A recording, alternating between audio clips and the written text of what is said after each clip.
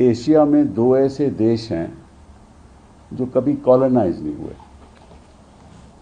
इतिहास की बात है, हमें समझनी चाहिए।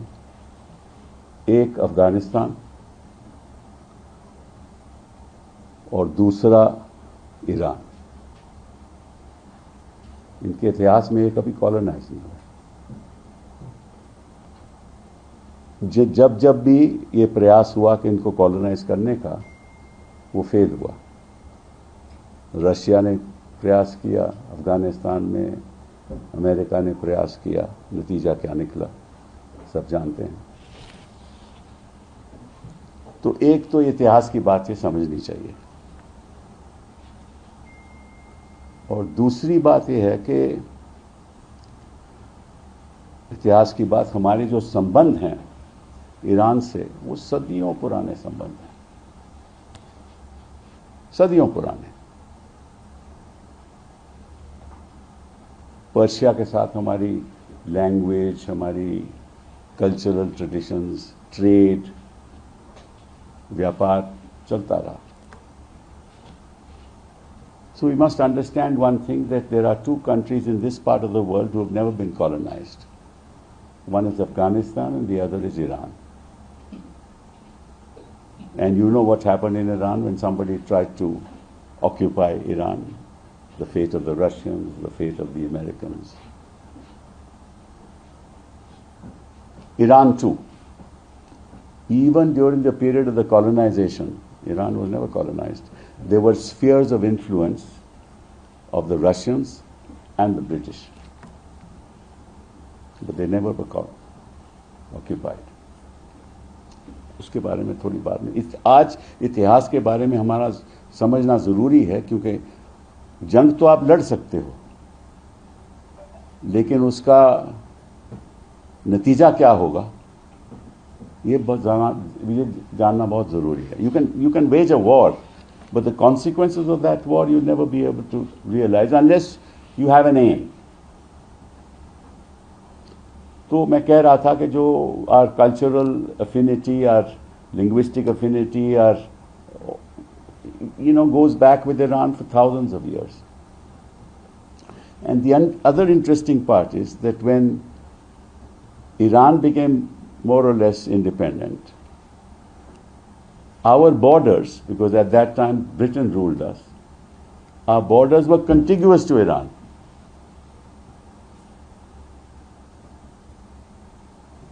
जब अंग्रेज यहाँ राज कर रहे थे तो जो हमारा बॉर्डर था वो ईरान के साथ मिलता था, क्योंकि अंग्रेजों की सुजरेनिटी थी। तो वहाँ भी बड़े संबंध हमारे रहे। और तीसरी बात, ये बहुत ज़्यादा इंपॉर्टेंट बात है, कि खुमैनी साहब के जो दादा थे वो हिंदुस्तान में पैदा हुए। उनका नाम था सैयद अहमद मुसावी। सैयद अहमद मुसावी साहब बाराबांकी में पैदा हुए, और फिर वो नजफ चले गए पढ़ाई करने के लिए, और उसके बाद 1834 में वो ईरान आ गए, और फिर 1979 में 1989 में Khomeini became the leader of deposing the Shah. तो मैं क्यों इसलिए आपको ये बात बता रहा हूं कि history has an enormous role to play in the politics of the future. इतिहास का बड़ा एक बहुत इंपॉर्टेंट एस्पेक्ट इतिहास का ये रहता है कि आने वाले दिनों में, आने वाले वर्षों में क्या होगा। आज के दिन तो आप लड़ाई लड़ सकते हो, और हिंदुस्तान में, और क्योंकि संबंध हमारे अच्छे हैं, और इसीलिए जब ये खामेनी साहब की हत्या हुई, उनको मारा गया, तो कहाँ लोग प्रोटेस्ट किए? लखनऊ में, क्योंकि शियास का इन्फ्लुएंस लखनऊ में बहुत है, जम्मू कश्मीर में, तो ये प्रभाव भी है। और साथ साथ 95 लाख लोग मिडिल ईस्ट में हिंदुस्तानी काम कर रहे हैं, 95 लाख लोग। तो ये इतिहास की बात है। और दो देशों की जंग में हम किसी एक देश के साथ दें, उसके नतीजे भी बहुत होंगे। और हमें यह मालूम होना चाहिए कि अगर हम अमेरिका के साथ दे रहे हैं, और साफ जाहिर है पहली बार ऐसा हुआ है हिंदुस्तान के मतलब कि 2014 के बाद कि मोदी जी के मौन रहने से हमें पता है वो किसके साथ। ये मौन की बात नहीं है, ये मोदी जी के मौन रहने की बात है। हमें पता चल रहा है कि वो किसके साथ है, क्योंकि फरवरी 25-26 मोदी जी 2017 के बाद इजराइल गए और 28 को हमला शुरू हो गया। तो निश्चित रूप से या तो नेतन्याहू ने उनको बताया कि हम हमला कर रहे हैं, और अगर नहीं बताया तो वो दोस्ती का ही, फिर काहे की दोस्ती। और अगर बताया तो वो भी एक खतरनाक बात है। बताने के बाद भी लगभग कोई 16 करार हुए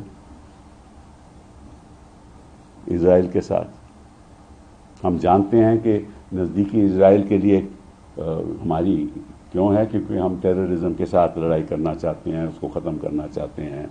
हमारी टेक्नोलॉजी हमें इजराइल से मिलती है, वो अच्छी बात है, वो बुरी बात नहीं है। लेकिन किसी देश पे हमला करके उसकी लीडरशिप को मार देना और एक लक्ष्य हो और हम चुप रहें, ये हमें तो अच्छा नहीं लगता। मैं आपको एक और बात बताना चाहता हूं। हम 56 इंच की छाती की बहुत बात करते हैं आजकल। मैं नेहरू जी की 56 इंच की छाती के बारे में बात करूंगा, क्योंकि रोज नेहरू जी की आलोचना करते हैं। तो जब रशिया इन्फ्लुएंस कर रहा था, उनकी फोर्सेस ईरान में थी, और मैं 1953 की बात कर रहा हूं, तो नेहरू जी ने एक बयान दिया, हालांकि वो रशिया के बड़े नज़दीक थे, आपको मालूम है। उस समय उन्होंने रशिया की आलोचना की कि जब तक Russian forces continue in Iran, that is inconsistent with the rights of the Iranian people। ये पब्लिकली उन्होंने एक इंटरव्यू करके स्टेटमेंट दी कि अगर रशिया के वहाँ जो मिलिट्री है अगर ईरान में है, ये गलत बात है और रशिया को अपनी फोर्सेस विड्रॉ करनी चाहिए, अपनी मिलिट्री एस्टैब्लिशमेंट विड्रॉ करनी चाहिए। ये ईरानियन जनता का हक है आपको देश को खुद चलाने का। ये मैं नेहरू जी की बात कर रहा हूं। और यहां मौन रहने से ये लगता है कि इजरायलीज का हक है कि वो ईरान को तबाह कर दे। दूसरी बात, 56 इंच की छाती की बात करूंगा, और आप याद करिए ये बात है 1994 की। जम्मू कश्मीर में बड़े टेररिज्म का बढ़ावा हो रहा था, आपको याद होगा उस समय। और उस समय खामेनी साहब क्योंकि लीडर थे ईरान के, क्योंकि 10 साल तो रहे खोमेनी साहब 1989 से 1989 तक, और उसके बाद खामेनी साहब आए। और खामेनी साहब ने बाद में कश्मीर के लोगों के हक में बयान दिए हमारे खिलाफ। लेकिन 1994 में क्या हुआ कि जब ये हो रहा था तो नरसिम्हा राव जी प्रधानमंत्री जी थे, तो उन्होंने दिनेश सिंह को भेजा ईरान और बोला कि आईओसी की एक रेजोल्यूशन पास होने वाला है ह्यूमन राइट्स कमीशन में, यूरोप में, जनीवा में, तो आप विरोध करो प्लीज उसका। दिनेश सिंह गए, खामेनी साहब ने उनको बोला कि हम विरोध करेंगे। आईओसी के रेजोल्यूशन में पाकिस्तान जो ला रहा था, विरोध हुआ, वो रेजोल्यूशन पास नहीं हुआ। ये हुई 56 इंच की बात, 56 इंच की छाती की बात। तीसरा, मनमोहन सिंह के बारे में 2006 का वाक्य। 2006 में हुआ कि IAEA की मीटिंग थी, और मीटिंग क्या थी कि IAEA में अमेरिका चाह रहा था कि हम उसके हक में वोट करें अगेंस्ट ईरान, क्योंकि यही न्यूक्लियर फैसिलिटी की बात हो रही थी। तो डॉक्टर मनमोहन सिंह ने, हालांकि आपको मालूम है कि उस समय हमारा न्यूक्लियर डील हो रहा था और अमेरिकन ने यह कहा डॉक्टर मनमोहन सिंह को that your nuclear deal will be under threat, आपका न्यूक्लियर डील खतरे में होगा अगर हमें वोट नहीं करेंगे। तो मालूम डॉक्टर मनमोहन सिंह ने क्या कहा कि we will be guided by our own national interest. ये हुई 56 इंच की छाती की बात। तो यहां मौन रहते हैं और जो बोलने वाले हैं वक्त पे बोलते हैं, और जो वक्त पे नहीं बोलेगा उसको खमियाजा निभाना पड़ेगा।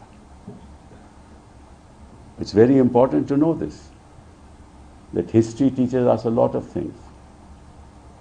Way back in 1953, it is Pandit Nehru who opposed the occupation of the Russian forces in Iran and said that the rights of the Iranian people must be respected and the forces must move out.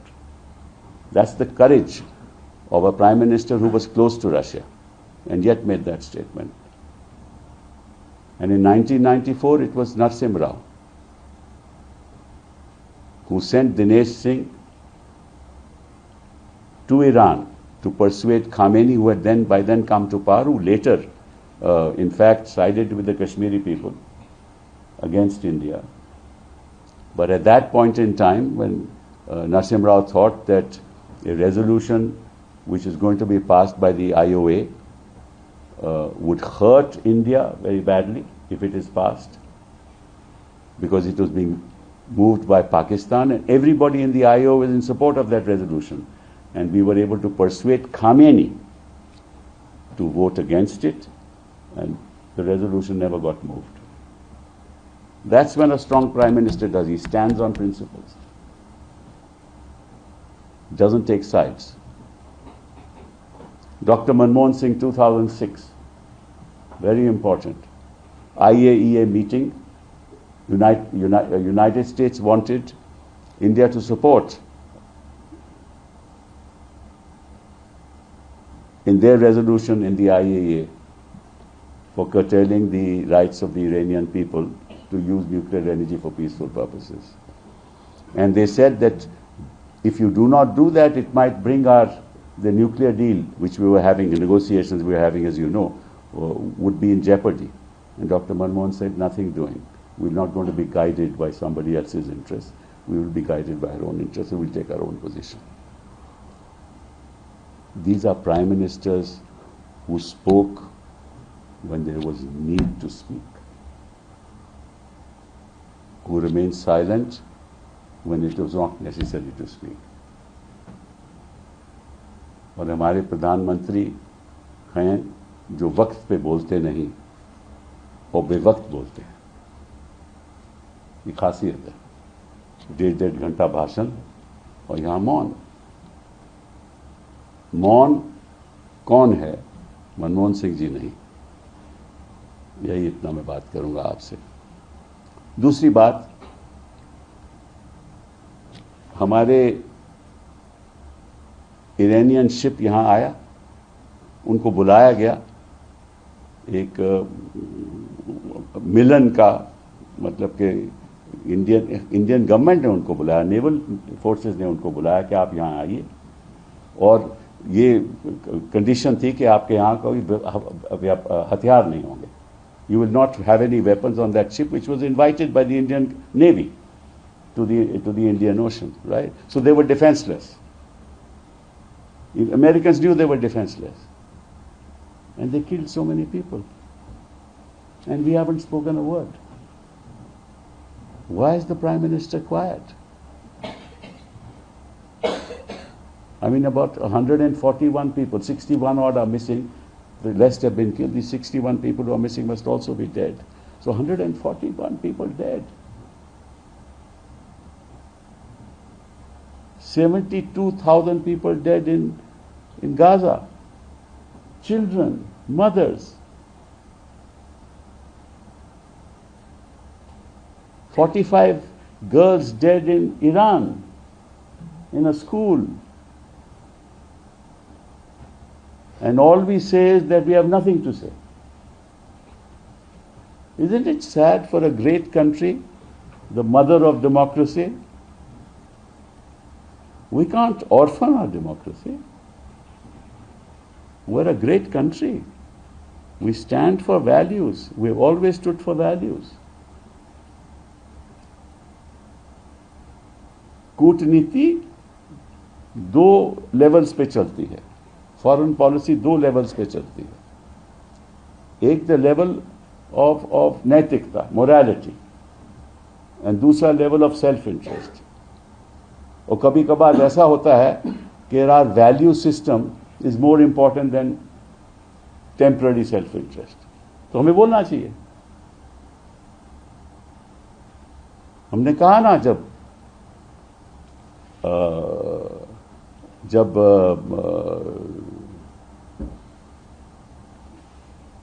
America ने कहीं और हमला किया तो हम कहते थे कि गलत हुआ है। इराक में कि हुआ, हमने कहा था कि गलत हुआ है। तो हम संकोच, हम पीछे क्यों हट रहे हैं? साउथ अफ्रीका ने बोला, ब्राजील में तो खास बोला। तो हम तो कहीं मतलब कि साउथ एशिया में तो हम लीडरशिप तो खो बैठे, क्योंकि इजराइल के हम हो बैठे। तो फिर लीडरशिप कहां रहेगी? तो साउथ की लीडरशिप हम खो बैठे। अमेरिका हमें कुछ इधर उधर करेंगे तो 25% और लगा देगा। अब एक खासियत वैसे मोदी जी में और ट्रंप में है कि उन्होंने जब अपना ऐलान किया इस वॉर का, तो उन्होंने ट्रूथ सोशल मीडिया से ऐलान किया, व्हाइट हाउस से नहीं किया। तो मोदी जी जब जाते हैं बताते नहीं कि कहां जा रहे हैं। एक बार पाकिस्तान भी गए तो बताया ही नहीं था, अभी भी गए किसी को बताया नहीं, पार्लियामेंट में चर्चा नहीं, पॉलिसी क्या होनी चाहिए कोई चर्चा नहीं, बातचीत नहीं। ट्रंप भी ऐसे ही करते हैं, अभी उनकी यूनिलैटरल पॉलिसी रहती है। There is something common between Modi ji and Trump, namely that when Trump announced the declaration of the war, he did it on a social platform called Truth Social Media. Not from the White House, not from the Oval Office, which normally would happen. Didn't discuss it with either Congress or with the Senate. We also, our Prime Minister doesn't discuss it with either, in Parliament, no such discussion takes place. He doesn't believe in it. He doesn't just believe in it. It's common between both of them. You enter into agreements, we don't know what agreements are entered into. We never know. I mean, we don't know why प्रधानमंत्री जी went to Israel 25-26 को। ये मालूम ही नहीं क्यों गए, क्या ऐसी बात थी? खासी बात होगी ना, तो आके भी नहीं बताया, क्योंकि आके इलेक्शन जीतना है और नीतीश जी को खत्म करना है, राज्यसभा लेके उसको खत्म करना है। तो मैं कई बार बोलता हूं कि इनका लक्ष्य केवल एक है, किसी तरीके से हिंदुस्तान में इलेक्शन जीते, बाकी होता रहेगा। जो इजराइल करे वो करे, हमें क्या लेना देना है।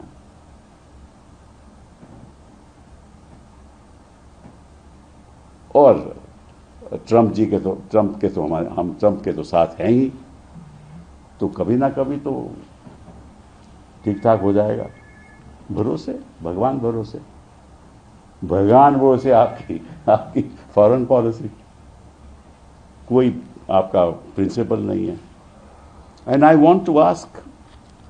Really want to ask what is our foreign policy? हमारी फॉरेन पॉलिसी है क्या? हम किसके पक्ष में हैं, किसके खिलाफ हैं, ये तो बताइए।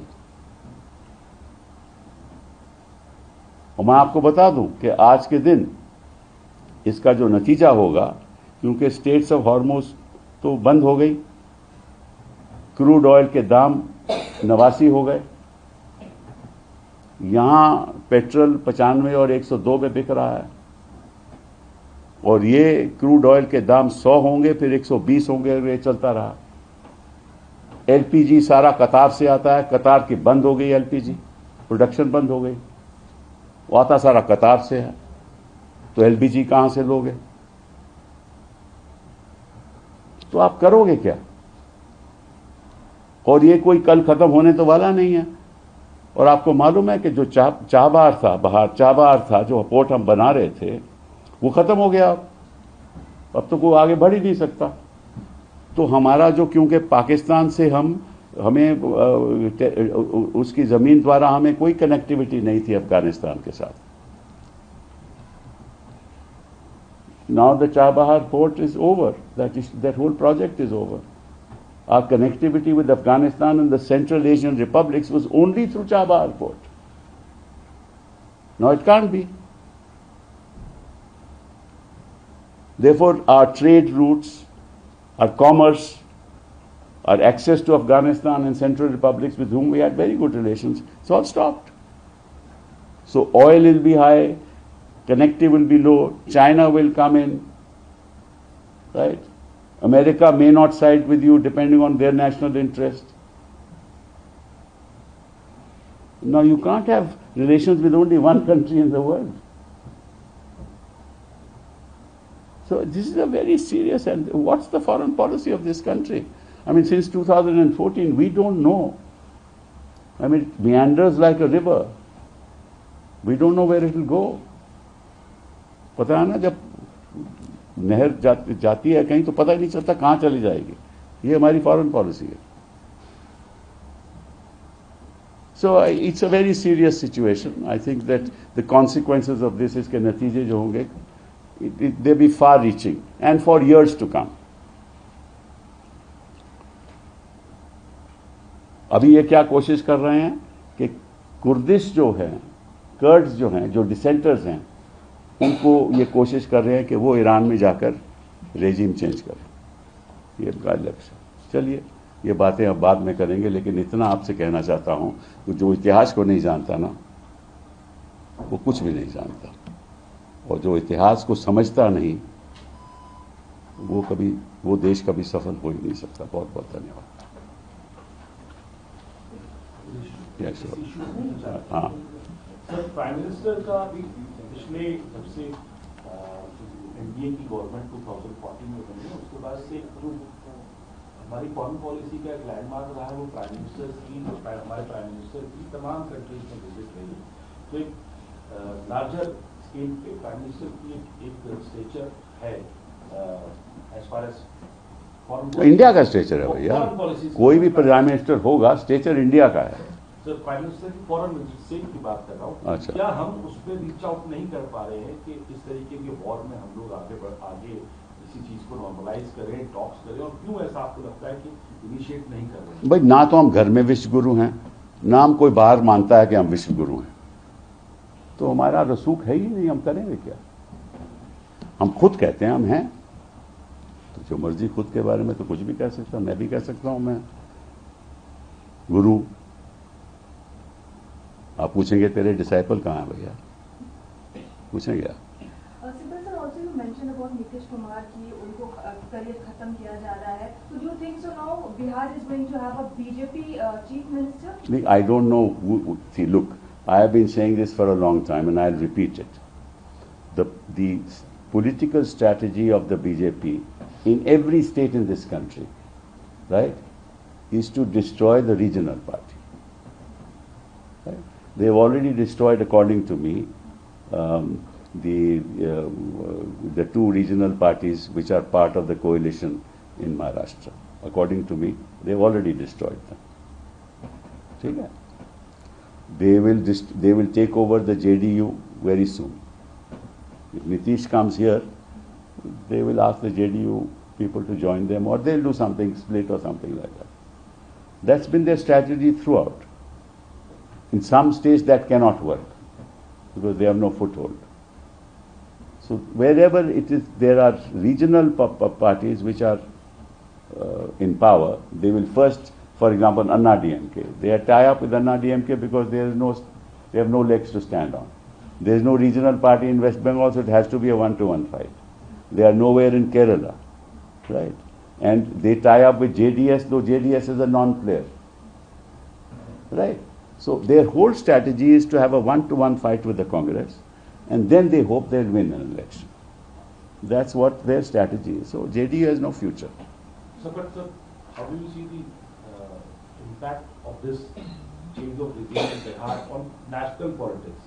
Will Chandrababu Naidu or TDP will be the next thing when we are seeing the... No, at the appropriate time, yes, they'll be the victims too.